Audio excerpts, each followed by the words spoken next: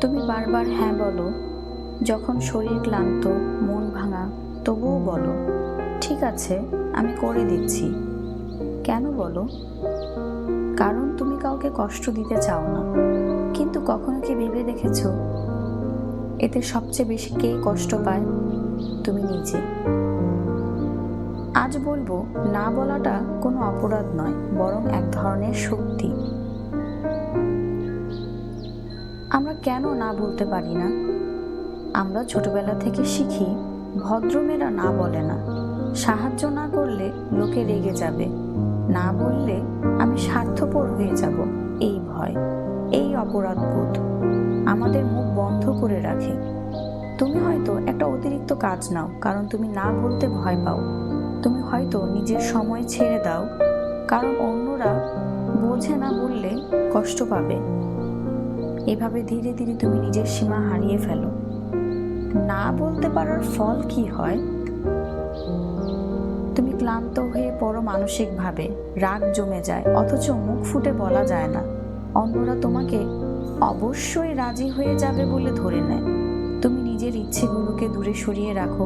শেষ পর্যন্ত তুমি নিজেকে প্রশ্ন করো, কিভাবে না বলা শিখবো? নিজের সীমা বোঝো। তুমি কতটুকু দিতে পারো, কতটুকু না দিতে পারো তা নিজেই জানো। ছোট ছোট করে অনুশীলন করো।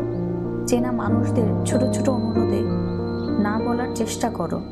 নম্রভাবে কিন্তু স্পষ্টভাবে বলো, দুঃখিত, আমি এখন সময় দিতে পারবো না, এটা আমার পক্ষে সম্ভব না।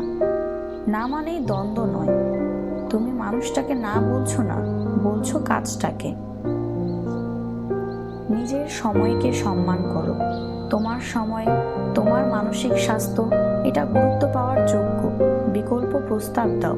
আজ না করলেও কাল পারি। এইভাবে বন্ধন নষ্ট না করেও সীমা রক্ষা করা যায়। না বলা মানে তুমি খারাপ মানুষ না, না বলা মানে তুমি নিজেকে ভালোবাসো। তুমি যখন নিজের সীমা বুঝো, তখনই তুমি আরো বেশি আন্তরিকভাবে হ্যাঁ বলতে পারো, যেখানে সত্যিই চাও। তুমি কাউকে হতাশ না করে নিজেকে ধ্বংস করে ফেলো না। তোমার আত্মমর্যাদা, সময় আর মানসিক শান্তি, এরা সবাই তোমার নার পক্ষে।